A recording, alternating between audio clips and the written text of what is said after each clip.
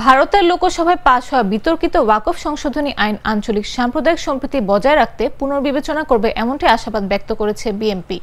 রোববার বিকেলে গুলশানের চেয়ারপারসনের কার্যালয়ে এক সংবাদ সম্মেলনে দলের স্থায়ী কমিটির সদস্য সালাউদ্দিন আহমেদ দলের এই অভিমত তুলে ধরেন। তিনি বলেন, বৃহৎ গণতান্ত্রিক রাষ্ট্রের সকল ধর্মাবলম্বী নাগরিকদের ধর্মীয় অধিকার রক্ষায় রাষ্ট্রের অভিভাবকত্বের ভূমিকা সমুন্নত রেখে এই আইনটি ভারত সরকার পুনর্বিবেচনা করবে। আমরা এই আশাবাদ ব্যক্ত করছি।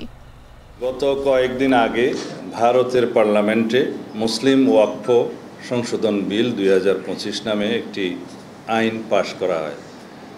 আইনটির বিভিন্ন ধারা বিশ্লেষণ করে আমরা দেখেছি যে ভারতের সংখ্যালঘু মুসলমানদের অধিকার খর্ব করা এবং বৈষম্যমূলক আচরণের চেষ্টা করা হয়েছে এই আইনে। ভারতে মুসলমানরা এবং বিভিন্ন মুসলিম সংগঠন এই বিলকে অসাংবিধানিক রাজনৈতিক উদ্দেশ্য প্রণোদিত বলে প্রতিক্রিয়া ব্যক্ত করেছেন। ওয়াকফ হলো ইসলামী দানের একটি প্রাচীন ব্যবস্থা। ওয়াকফের মাধ্যমে কোনো ব্যক্তি স্থায়ীভাবে সাধারণ জমির মতো কোনো সম্পত্তি ধর্মীয় বা জনহিতকর কাজে ব্যবহারের জন্য দান করেন। এই ধরনের ওয়াকফ সম্পত্তি বিক্রি করা বা কারো নামে হস্তান্তর করা যায় না।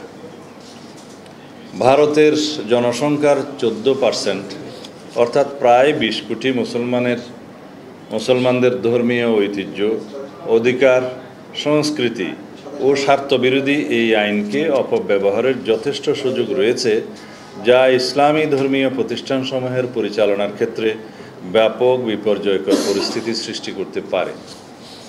ভারতে ওয়াকফ বোর্ডগুলোর অধীনে প্রায় 10 লক্ষ একর সম্পত্তির মধ্যে অধিকাংশই ব্যবহৃত হয় মসজিদ, মাদ্রাসা, কবরস্থান ও এতিমখানার মতো জনকল্যাণমূলক কাজে।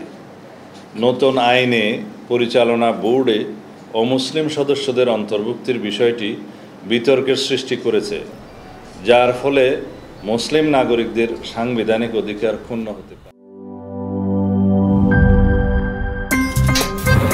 আমার একটা স্মার্ট সিদ্ধান্তে 25% গ্যাসের খরচ কমেছে। ভাবছেন কিভাবে? সাধারণ গ্যাস স্টোভ বদলে আমি এনেছি আরএফএল গ্যাস স্টোভ। এর সাইন্টিফিক নজল ও ব্রাস বার্নার ক্যাপ সমানভাবে তাপ ছড়িয়ে রান্না করে দ্রুত, তাই গ্যাসও বাঁচায় 25%, টাকাও বাঁচে 25%। আরএফএল গ্যাস স্টোভ নিরাপদ ও গ্যাস সাশ্রয়ী।